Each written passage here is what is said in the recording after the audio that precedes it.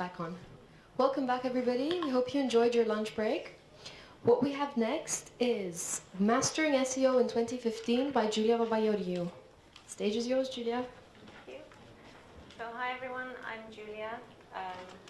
I'd like to firstly thank the Cypriot Enterprise Link and the Insights team for inviting me back. For those of you who saw me last time, sorry, there's no new faces. I'm very hard to get rid of. A little bit about me. I'm a marketer who fell in love with the possibilities of the web for my field. And in 2009, I set up my own online marketing agency. We specialize in SEO and PPC, pay-per-click ads, and web analytics. And we've been a Google partner since 2010. Today, I'm going to give you a crash course in SEO. It's a very complex subject, so I'm going to try and focus on the things that are going to be the ones that bring you the best results and the most effective techniques. So, our agenda. We're going to start by looking at what is SEO. We're going to look at why it's good for startups. And then I'm going to take you through some of the key ranking factors. We're then going to break down the process of an SEO project. I'm going to take you through keyword research, what we do for content, how we optimize on-page and off-page. And then finally, we're going to look at how we measure the results of what we've done. Word of warning, there are some technical aspects, obviously, to SEO. It's unavoidable in this subject. I'm not a developer, though, so I'm not going to be coding or anything, but you've got my permission if I get a bit too geeky to have a nap or leave the room. Okay, so what is SEO? SEO is the process by which we improve the visibility of our website on key terms that our potential clients are searching for. So we're really looking for these people who are searching for things that make them good possible clients for us. Of course, when I refer to SEO, I'm talking about the organic, natural results. Those are these ones you see here in the green bit, and not these which are the paid ads that we pay every time someone clicks. Why does search matter? So, as I said, people who are searching, they're not browsing Facebook and looking at photos of cats. They're really looking for something. So it means that I'm finding them at the time when they actually are interested in what I have to say. So it's very unique in that it's a very targeted form of traffic. And volume, 40,000 queries per second in Google every second, and 3.5 billion searches a day. I'm pretty sure that as startups, we'd all like just a little bit of that massive pie. And why as a startup do I care? Because, as I said before, the only way I'm going to get seen for these highly targeted queries is if I optimize my site, because it's so competitive nowadays. And frankly, nowadays, none of us bother to go past the first page. Very, very rarely do we go past the first page. So I need that visibility near the top. Okay, so now I'm going to take you through some of the ranking factors. There are a huge number of ranking factors. It's a very complex algorithm. It's constantly evolving. This is the report which comes out every year from Search Metrics. So this analyzes the top 30 factors that we need to worry about. And obviously, it's changing all the time. We need to remember that the heart of everything, there is an engine. It's an algorithm. It's a machine that's making these decisions. And so it's following a pattern. And we need to tweak our content to fit into this pattern if we're going to be successful.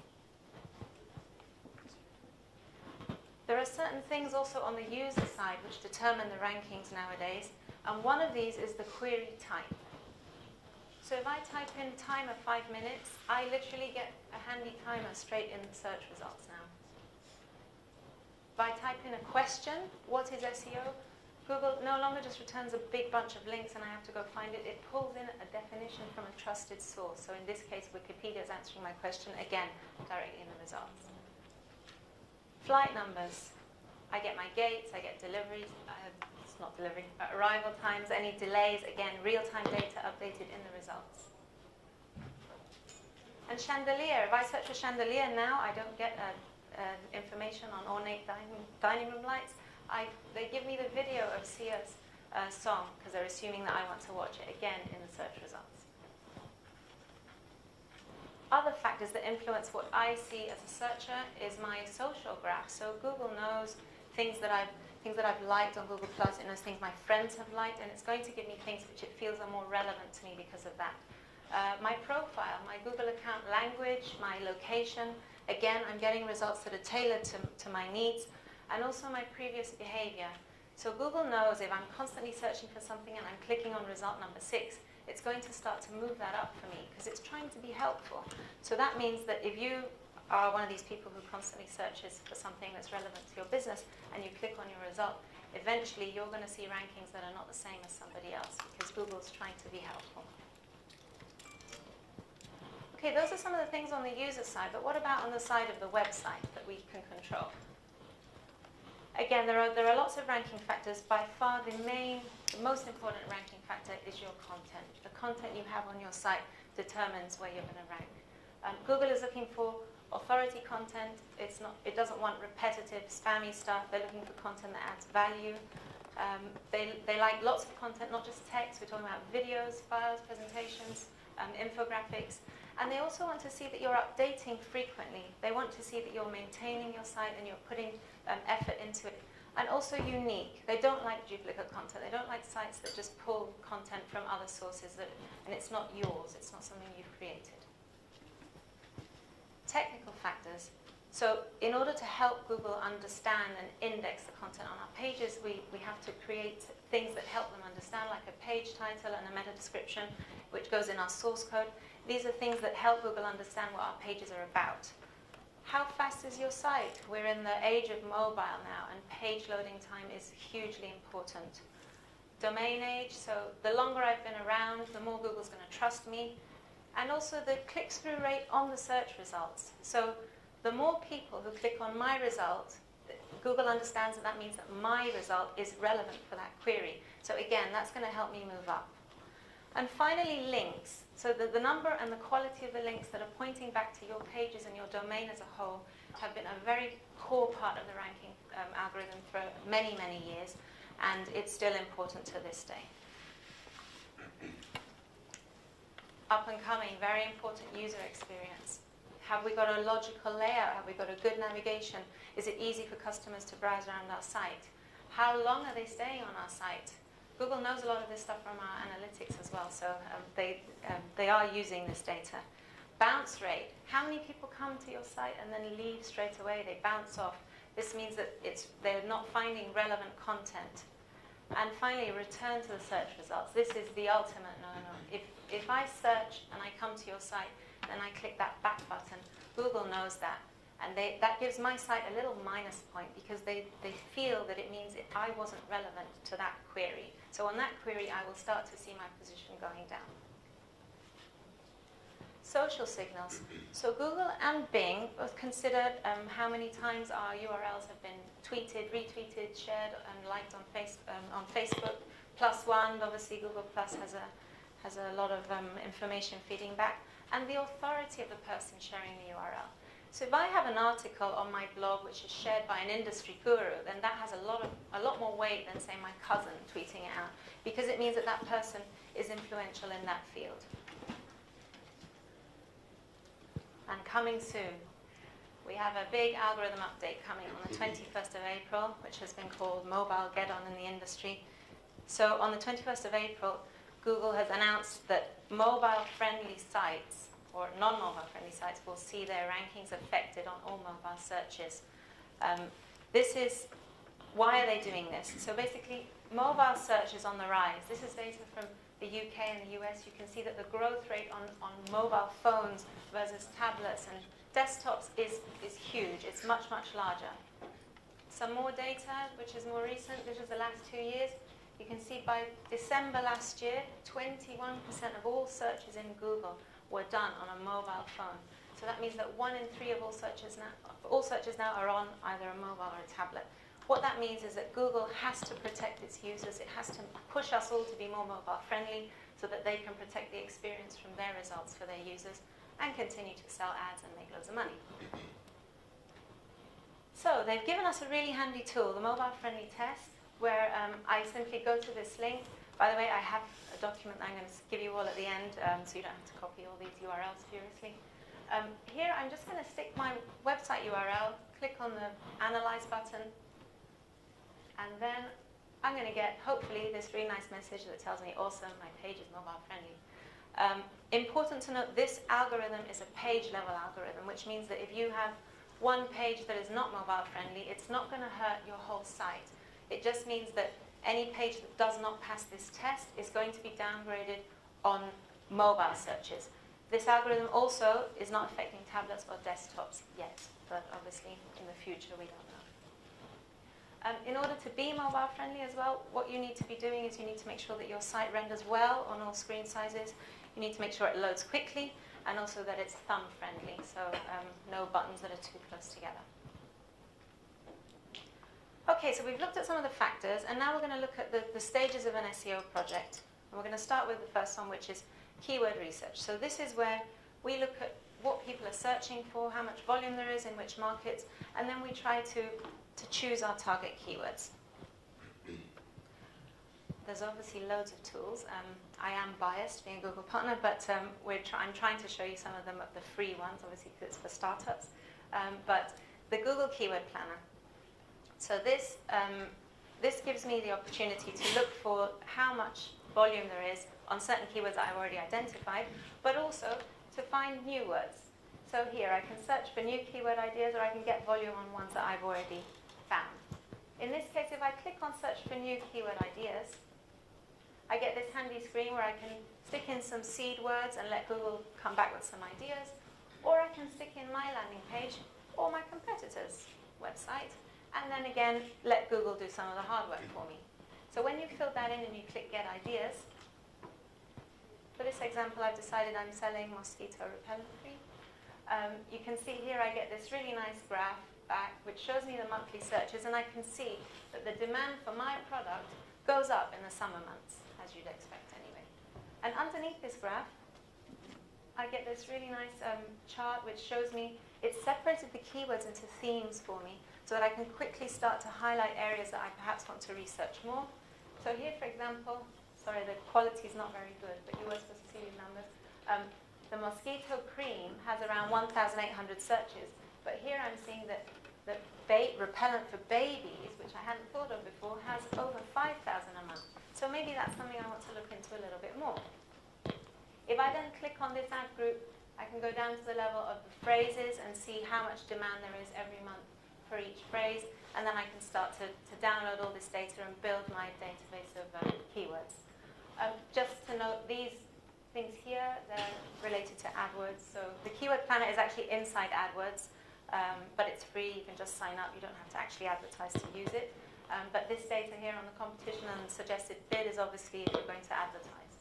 We can ignore it. Okay, SimilarWare. This is another tool where you can plug in your competitor's URL and click on search, and it will come back to you with this really nice list of all the words that they're ranking on organically, and if they're advertising, it will give you some keywords that are paid.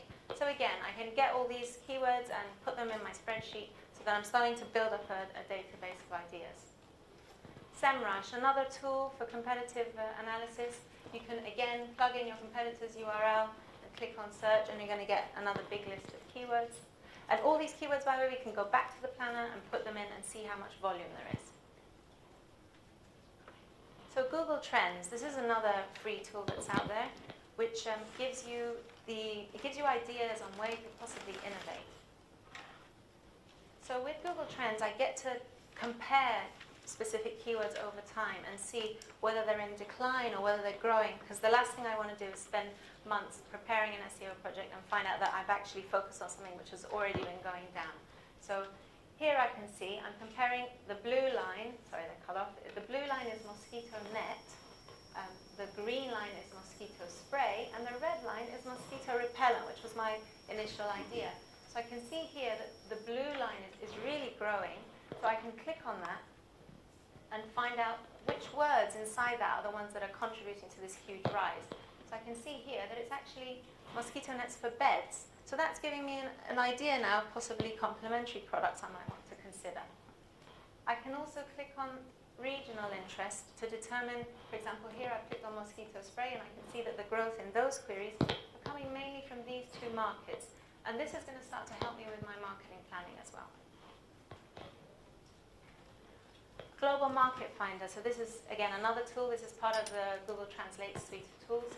And with Market Finder, this is a great place for me to look at opportunities where perhaps I want to expand globally. So again, I'm going to type in my words, mosquito repellent, insect repellent, and mosquito net, now that I know I'm interested in that too. And then I filter, I choose which countries I want to look into. In this case, I've selected G20. And then it will come back with this. This is a big chart showing me which countries have interest in these products. And what's also really helpful is it's giving me the local search volumes, but in their own language for my keywords. So that can really help me to start to understand how I want to be promoting it. I can see Germany's got a huge amount of interest, followed by France. And this thing here can be really helpful when you're trying to look at a new market. For example, do I call it a pavement or a path or a sidewalk? So here I can start to see regional differences that will help me as well when I'm targeting specific keywords. Okay, so now we've got a huge list of keywords and they're all in a spreadsheet and we don't know what to do, we don't know where to start. Obviously the first thing we're going to do is we're going to sort them by volume because we want to focus on the keywords that have the most search volume. But then the next stage is always to look at intent, because somebody who's searching just for mosquito is looking for something informational, but someone who's looking for mosquito repellent cream is someone who's actually looking for information on cream, and someone who's looking for buy mosquito repellent is slap bang the kind of client that I want to be targeting. So this is where you start to separate your keywords and you reject the ones which you think are perhaps too informational and that they don't show the right intent from the buyer. And then obviously it's a mixture of the two. You're going to have to start ranking based on volume, but also this fit that we're talking about. And here I want to just explain this concept a little bit about the long tail. So we say in search that at the head here, at the beginning of the graph, these are key phrases that have one word in them. They tend to have a lot more volume. So for example, the word shoes here. Then as I add words to my phrase which help qualify it a little bit, like men's shoes, my volume starts to go down. And then when I add even more men's leather shoes, because at the end of the day that's the only product I sell, then my volumes come down even further. So we're dealing with this whole search volumes going down, but we're becoming more targeted. And from an SEO perspective now, we tend to prefer to be down here in the long tail because it means that I'm not focusing resources on people who are going to come and then leave because they have no intention of buying. Okay, so now we've got this big list. We've sorted it by volume, we've sorted it by intent, and now we need to assess how do we have a realistic chance of ranking? And for that there are various paid subscription tools. But again, my aim today was to give you as startups some tools that you can go and use with a limited budget and as free as possible. So I've got two toolbars for you which are free. They're actually browser extensions. They work in Chrome and Firefox. So if you're using IE, please stop. But we've got the Moz bar. So Moz is a really great site with loads of SEO tools. The Moz bar is free. And you can see that when I search for my phrase with the Moz bar turned on, I get these little indicators under each result. It tells me how many links they have pointing back to the domain. It tells me Moz has its own measure of the authority that it sees of this page and the domain as a whole. And then it gives me this nice little ratio here. It gives me 42%, which is the competitive, how difficult they feel this keyword would be for me to rank for. So when I'm choosing my keywords, I'm going to compare a few with using this system so that I can then rank them also by competitiveness. SEO Quake, this is another tool which does the same kind of thing. You can see again, I get a series of indicators under each result, giving me the age of the domain, giving me the links that they have, how many pages they have indexed in Google and Bing, and also their Alexa rank, which is disputable how useful that is. But there you go. Again, it's a way for us to compare. Another thing that the Moz bar does as well is when I go to a specific website, I can also see how many times it was shared on Facebook and tweeted out. So again, I can start to build an image of how competitive everything is. Okay, so just to close on that, selecting your final keywords, there's no kind of white and black with it. You've got to look at volume, you've got to look at competitiveness, you've got to look at intent, and then you've got to go with a bit of a gut feeling as well, because at the end of the day, you know where your market is going. There may be something that is rising, perhaps doesn't look good now, but you know that there's potential there. So it's kind of go with your gut in my experience as well for that final decision once you've assessed that everything else is good and you can't make a decision on the final target. Okay, so next we need to create our content. And for this, we've got 3 rules for you. Okay, the first is place the content on your website. So Google is looking to see that your site is an authority in your area. So you need to make sure that when you do all these wonderful articles and explanations, that they're on your own domain so that you get the credit for them.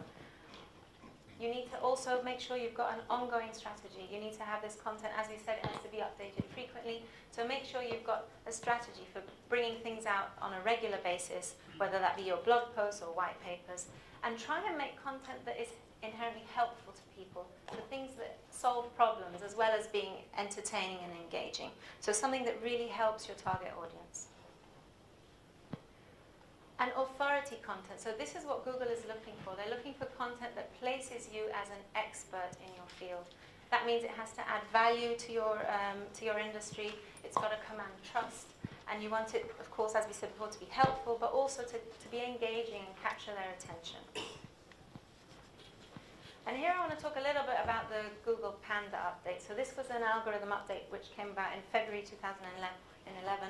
And it actually helped sites with higher quality content come back up to the top, and it pushed down sites that had spammy content, repetitive stuff, sites that had just been put together for the search engines. And so this is another reason why we need to be focusing on this very good content. Very good advice for every day here as well. Don't forget to eat. And here I'm referring to Google's quality guidelines. Okay, so when the algorithm bubbles up sites that look a bit suspect in terms of where they should be ranking, Google has a huge team of manual reviewers. And they have a huge document which they follow with guidelines. And one of them was kind enough to leak it last year. And so it's been dissected by the industry. And overwhelmingly, the most important thing that came out of that was this, that Google is looking to reward sites that show expertise, authoritativeness, and trustworthiness. And to demonstrate how serious they are about this, I've got 2 parts from the document. Probably can't see them, but I'll read them to you. So the quality of the main content is determined by how much time, effort, expertise, and talent, skill have gone into the creation of it. So that just shows you the level of content that they're looking for now. We're not talking about articles, they're looking for actual talent and skill. And for sites that lack expertise, authoritativeness, and trustworthiness, they must get a low rating. Very important as well to understand that Google views certain categories of sites more harshly. They call these your money or your life pages. So pages that may impact on the mental, physical, or financial well-being of their users. They will scrutinize these a lot more. So if you are an e-commerce site, or if you deal with financial, investment, medical, any kind of information on diseases, you need to worry about these guidelines a lot more than everybody else, because the quality guidelines state that you need to be even more trustworthy. Okay, so the thing I want you to remember most about your content is keep building that expertise and authority. Okay, so we've done our content, and now we're going to move on to step 3, which is the on-page optimization. So these are the things that we're going to do on our website to help improve our ranking. Okay, so the first thing is obviously all these great phrases that we found, we need to make sure that they are in our content or their derivatives so that Google can see, yes, that this is what the page is about. You can tag your images and videos with helpful titles that help people understand what they're about. And also you need to remember that your title and description, apart from being in the source code, can end up in the search results. So when you write them, you need to write them in such a way that they are compelling and interesting to the user and make them want to click through and go to your website for further information. And again, user comes first. Yes, we all want Google to love us, but you've got to remember that you're writing to appeal to that human as well, who's at the end of the screen. Okay, if you're using open source content management systems, there are plugins that can help you do this a lot easier without needing to write code. So this is one for Joomla, SH404, and there's WordPress SEO for Yoast. So in these, I can easily put in my title and description for every page without needing to have any coding knowledge. Page speed. So we saw earlier that Google likes sites that load quickly. And again, we have a really helpful tool. So when we're adding our content and our images, it's really good to make sure that you're testing how quick it is at loading.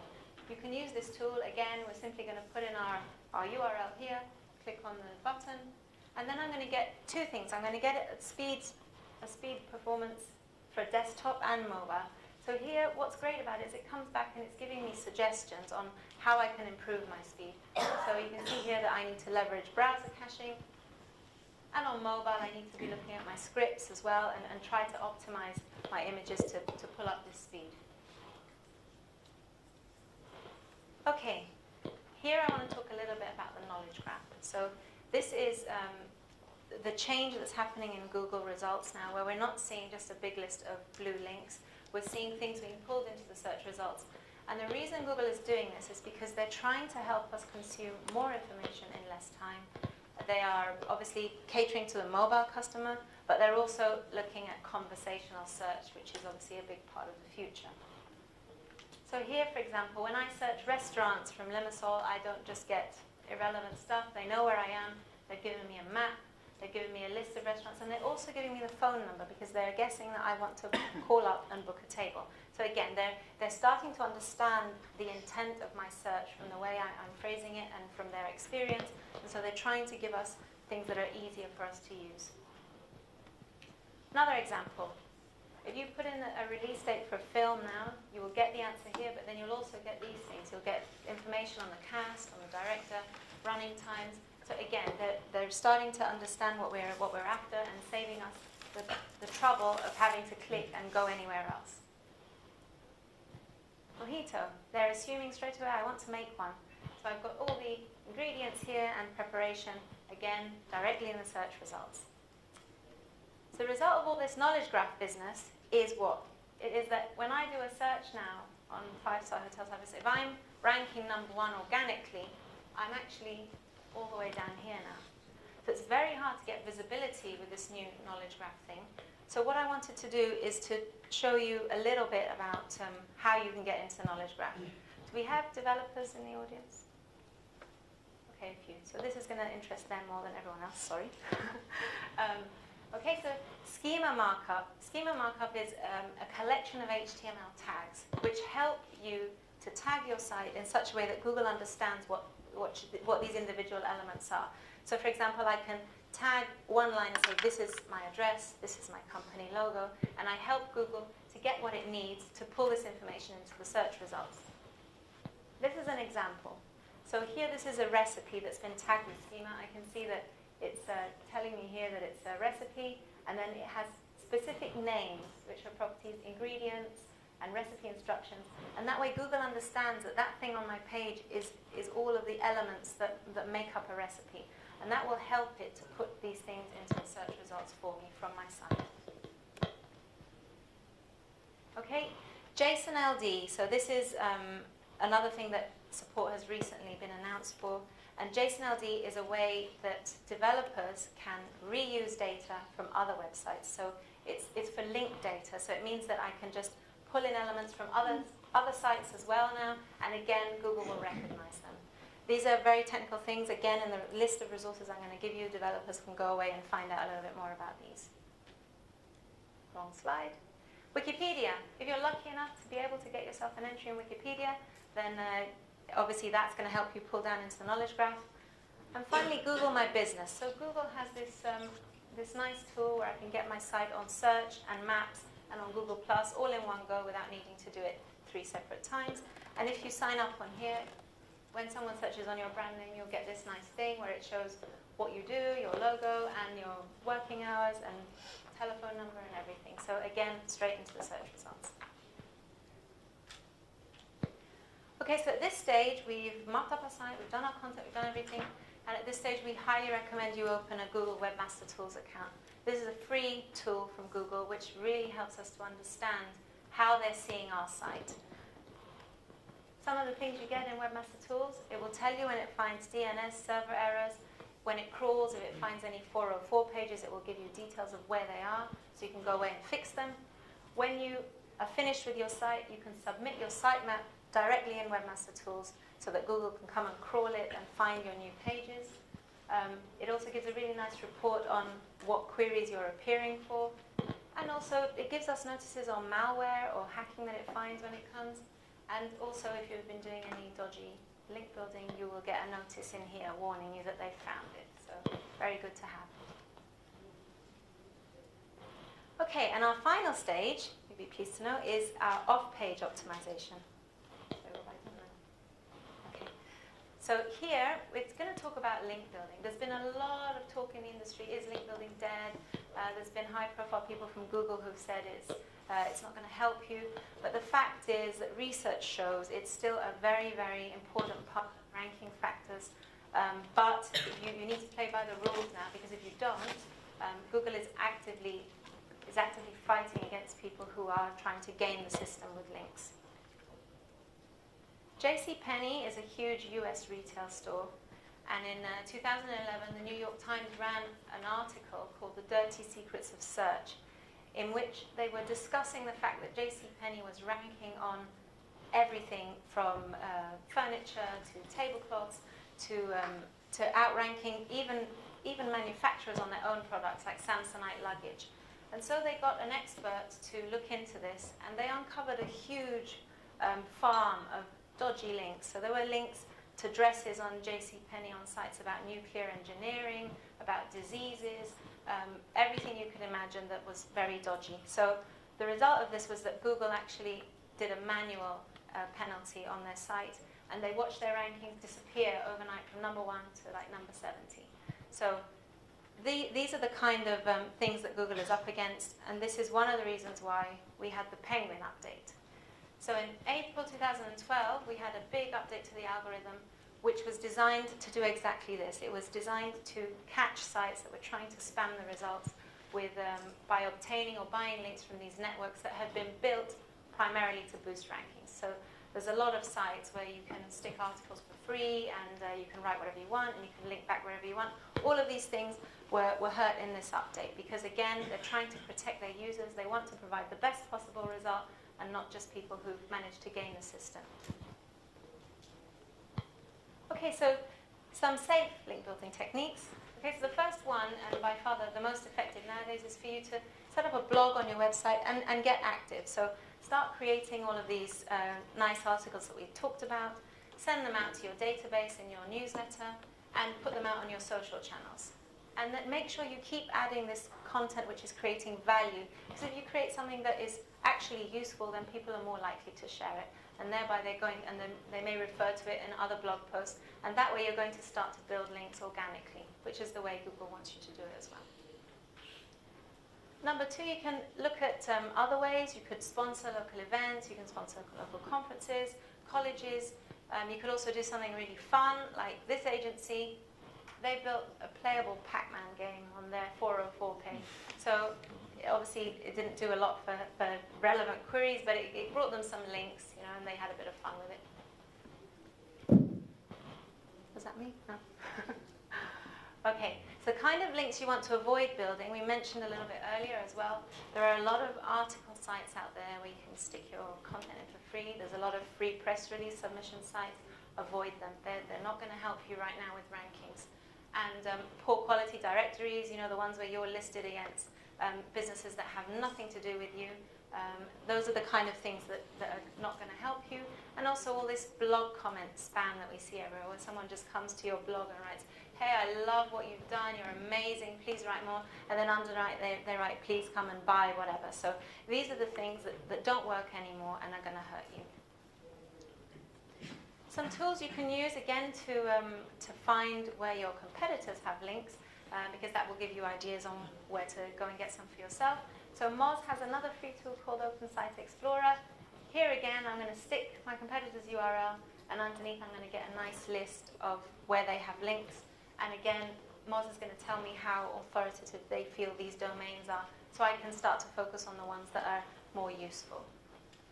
Another tool, Majestic. So Majestic is also the same kind of principle. I stick in their URLs, I click on the button, and then again, I get a nice list of links, and that will give me ideas on how I might be able to get links from there too. Majestic also has this really nice feature that you can sign up for free and monitor on your own domain. So here, it will show you how the backlinks to your site and the number of domains that refer to you is growing over time. So if you are doing an SEO project and you want to monitor if it's actually working in terms of link building, you can use this tool to do that. Okay, so our project is done, and now it's time for us to measure how effective it's been. So rank tracking. Obviously, you need to be taking your rankings with a pinch of salt, because we all know now that no two people see the same results anyway, but everyone does want to monitor their ranks. There's two tools you can use here. SEMrush is one of them. Again, we mentioned it before. So in SEMrush, I'm going to put my keywords so they're a bit cut off, and then I can see my current position, and in brackets my previous position, and then here I can see some of my competitors and how many keywords they're ranking for. Also, it gives you the opportunity to track over time. It's very important that you're looking at whether it's going up or down over time, because you'll see that rankings oscillate all the time. They're not constant. They keep moving up and down. Rank Checker, this is a Firefox extension as well, which is free. So again, with this, I'm going to plug in my keywords, and it's going to come back and tell me my position. I can choose which search engines, which countries I'm interested in, and it will tell me which page is ranked for them specifically. Okay, so the main place we need to be going now to assess the success of our SEO project is our web analytics data. So looking at Google Analytics, inside your traffic sources, you want to be looking at your organic traffic. Yeah, so we want to be seeing that this is going up. We want to be seeing, now we're bringing in this more targeted traffic. I want to see that they're spending longer on my site. I want to see that my bounce rate is improving, going down, because these people are more interested in what I have to offer. Within that, I can also click down to the keyword level and see what keywords people came on. But here we have a problem that Google has done this not provided thing. So they're protecting users' privacy, and they won't let us see this level of detail that we used to have to tell us the search query that actually brought the person to our site. Unless we do ads, in which case they're quite happy to give up everyone's privacy. And then the other thing I need to look at, here I've done a segment on my organic traffic, and I'm looking at the pages they land on. So here, again, very important, I want to see from the sites that they're landing on, do any of them have a high bounce? Do I have any where I perhaps have layout issues or navigation issues that I need to work on in order to make sure that they stay longer? Because remember, people who go back to the search results from my site, that's not going to help me in Google. And yeah, if you connect your Google Webmaster Tools account with your Google Analytics account, you will get this really nice report within Analytics, which is under Search Engine Optimization. So this doesn't tell you all the keywords, but it tells you some of the results that you have visibility on. So it's not very clear, sorry, but here I can see the keywords, I can see my average position, I can see whether it's going up or going down, and I can also see my click-through rate. This is my click-through rate from the search results to my website, which remember is a part of the ranking algorithm. So again, I want to be checking here that it's going up rather than down, and that's an indication that what I'm doing is working. Sorry, just make that noisy. And finally, conversions. It's great to have all this traffic, but at the end of the day, I'm a business and I want to sell. So I need to be looking at my conversions. You need to set up goals in your analytics so you can measure what this source of traffic is actually bringing you in terms of results. Here you can see this is a client of ours who, this is their organic traffic that we've segmented out, and we can see that what their goal was they had Android app downloads and iOS app downloads. So we're seeing here that they had 32 people and a 5.25% conversion rate on this organic traffic. So these are the kind of things we want to see, and we want to see them getting better over time and increasing with the SEO project. Okay, so a couple of things about startups and SEO.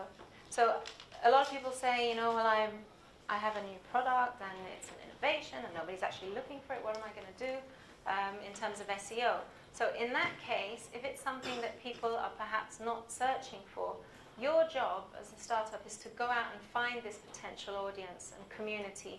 You need to find them on forums, on blogs. You need to engage with them on social media and start to create a buzz around your product. Because then you'll only be able to benefit from organic once you've got a level of awareness about what your product does and your brand name. Another thing that's very important, when you're a startup and people don't know you yet, there's a lot of focus on you as an individual, as a potential business partner, And you need to make sure, you need to check what your name is ranking on, your key members of staff, your company, your brand name, and all of these things, just to make sure that you have a positive profile out there. And check what your friends have tagged you onto. Okay, so before I go to my most important takeaway that I want you to stay with today, I have a little test. This is an awareness test.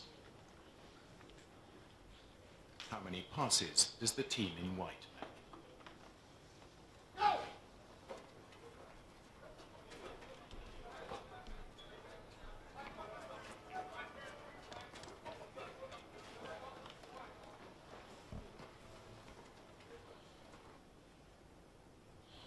So hands up if you saw 11. Hands up if you saw 12. 13? 14? Okay. The answer is 13. But did you see the moonwalking bear?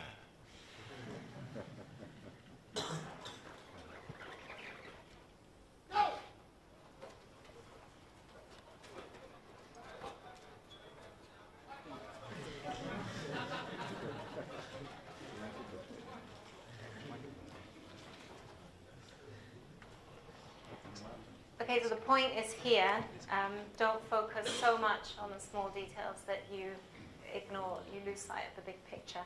That's very, very important with your data and also with your SEO project. And that leads me nicely to my final takeaway, which is from Rand Fishkin. He is the founder of Moz. If you chase the algorithms religiously, you are likely to lose sight of the larger goal of appealing to your human audience. So always remember that the person we need to appeal to is not Google, but it's our end user. The conversion, the valuable conversion, is still going to happen on our site, and it's very, very important that you remain focused on that and don't just obsess about SEO, because it's all about the user. That's it for me. We have a big list of all of these tools I've talked about on this short URL here, so just copy it and you'll be able to access all of them. Feel free to contact me on any of these. Facebook, I won't accept you unless I know you because I'm a mummy and I have rude friends. So, but feel free to get in touch with me any other way. Thank you very much.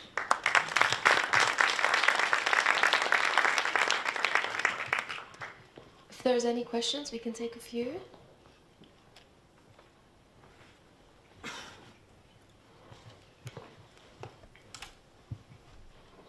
Thank you, Julia, for the interesting presentation. You mentioned the blog and the power of the blog. For me, since I don't have a technical background, it's not clear. For example, we have incredible.com and then we have blog.incredible.com.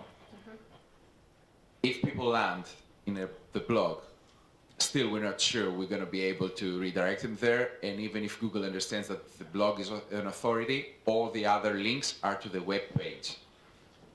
So what's your advice on bring them together, create our own blog? Because, you know, for the blog we use a third-party content management system. We don't have our own. So what we should do? Yeah, it's always tough. This, in fact, in the eyes of Google, a subdomain is like it's like a fresh palette. So you're not getting that benefit of having it on your domain. I mean, how well connected is your blog with the rest of your site? Because that's maybe where you need to focus. Because if you've already made that decision, it's quite hard to then put them back unless you move everything to like a folder, like /blog. That's what we've done on our site for that reason. We get the same problem when people have different countries as well. So you've got different languages. If you go for a completely new top-level domain, for that country, again, you're losing that benefit, that weight that you've already built on your own domain. So yeah, it's a tough one. It's a tough one. If you've already got it, I would focus on pushing people from that content into your website, into the main area, and maybe start at looking at ways you can add content back onto the main domain as well. Really good speech, congratulations. Quite a lot of startups have just a single landing page, and that results in a really high bounce rate and people spending less time on your website. How much of a factor do you think that contributes to your rankings dropping rather than coming up? And, Yeah, Is there any way that you can improve on that, other than the tips that you gave us today? My advice would be always, because Google is getting better at reading these like really long one-page sites, which are quite trendy at the moment. But ultimately, it needs to see pages that are specific about content. So my advice would always be to try and put more pages in. Google wants to see more pages as well to consider you an authority. If you've only got one URL, then it's very unlikely that you're going to be able to optimize that one page for like 6 or 7 areas of your services. So my preference would always be for search that you've got specific pages about each of the services that you're going to provide, where you can give that really tailored content that speaks to the user that wants that service. I find if I look at our example, for example, I can't have one page which talks about Google AdWords campaigns and talks about SEO and analytics all in one. It's impossible for me to meet the needs of those 3 different services effectively in one page. So it's a tough one. And the bounce thing, you'll also see with blogs. So blogs, by their very nature, it's one post and people come back and then they bounce off as soon as they've read it because they've already read everything underneath. So your pages with blog posts are always going to have a higher bounce rate. It's just about helping to pull those actions to inside your content that then drive people to go to another page as well. Anyone else?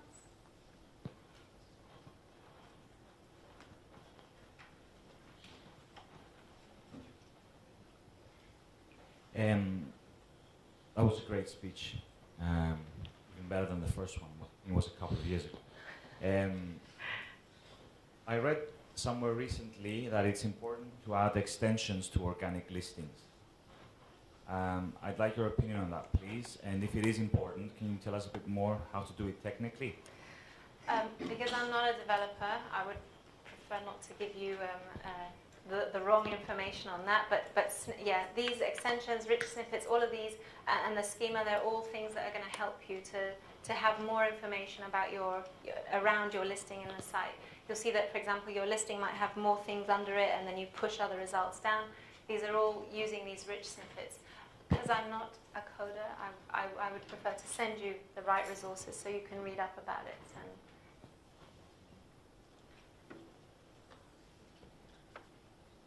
Hello. Hi. Now, going back to the previous question, like the one before this, about the one-page website, right? Luckily, I'm building a system that provides exactly this. So you can build your website, a single-page website. It's off? No. No, it's fine. But there are some rules also for one page. I mean, Google doesn't really disconsider those. You just have to be really specific and technically, capable of doing those things, especially with sections like HTML5 tagline. Yeah. They also allow you to have multiple H1s. So it depends on, the only thing I think that matters is the amount of content that you're going to put per each section. And especially also if you're going to have hashtags or HTML push, JavaScript and all that, they understand that and they don't disconsider them or they don't. Yeah, I agree with you that they are able to read it. If I had a choice, though, I would always prefer the other way. That at the moment, that they may improve their capability of everything later, but at the moment, that's my preference. But obviously, we'll see as things move on. Okay, thank you. Anyway, I'll try to talk to you afterwards. Okay. Yes, thank you for the great talk. And I would like to ask, you covered a lot of things on promoting websites, and I'm assuming a lot of these apply also to native mobile apps, but I wanted to have your take on how we could raise awareness on mobile apps on iOS, Android, all this. App Store optimization, yeah. It's a lot harder, App Store optimization, because the factors there, a lot of it depends on the number of downloads, the reviews as well play a big part. So it's not quite so simple. And to be honest, we don't really deal with App Store optimization for that reason. It's quite different. We did a little bit at the beginning, but there's a lot of expert agencies that do only this now.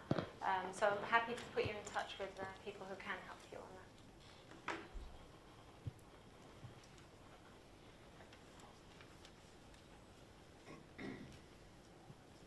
Hi. Hi. I just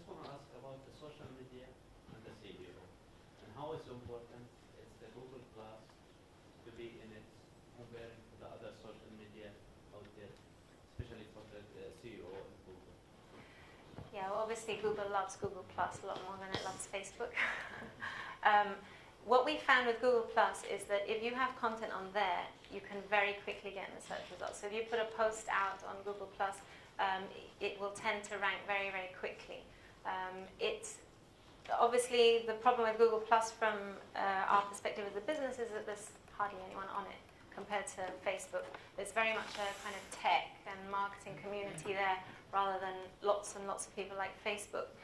But I think it's definitely worth it. That Google My Business that I showed you before, that will get you a business profile on Google Plus, which is good enough to get your brand up there. And also, if you post regular things to your page, it can only help you. In Google's eyes, it shows that you're active, it shows that you're alive, you're a real business. And again, you'll see that some posts will end up in the rankings very quickly from Google Plus.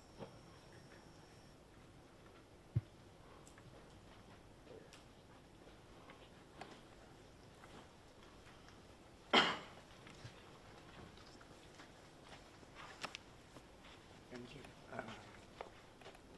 Hi. Two questions actually. Kudos on a great speech. Facebook recently announced, I think it doesn't work, that it will incorporate the messenger into your web page. Will that in any way affect the SEO results, short term and long term? Or because it's from Facebook, I don't know, maybe, how would that work SEO wise? I'm not sure that it will have any kind of effect on the results in Google at this stage. To be honest, a lot of this stuff we don't really know until later after it's been in place. So at the moment, my gut feeling would be that it's probably not going to do much, the messenger thing, but we'll see. Who knows? Okay. Google, they don't like each other. Facebook. Yeah. So there's not a lot going on there between them. Got that. And regarding social media that are exclusively designed for mobile, and you've referred to the mobile get-on. How is that working on your metrics and on your ranking and in general, like Instagram? I'm not sure I understood the mobile get-on is going to affect searches on mobile devices in Google, so on a mobile browser. So if I'm on a tablet or a desktop, it's not going to affect those results. All it means is that when I'm searching from Google on a smartphone, if my site is not mobile friendly, then it will appear lower in the rankings. So it doesn't really have a lot to do with the social media, unless I've misunderstood your question. I just meant your presence, a brand presence in social media that are exclusively on mobile, like I don't know, Snapchat, Instagram. Is that affecting your SEO? Your presence, is that improving your SEO results? Or it doesn't? No. This is more of a penalty, this thing. So this is sites that are not deemed mobile friendly are going to be lowered down. So it's not, I don't think it's going to have any effect on these apps, no. Okay. Right. Thank you very much, Julia. Thank you.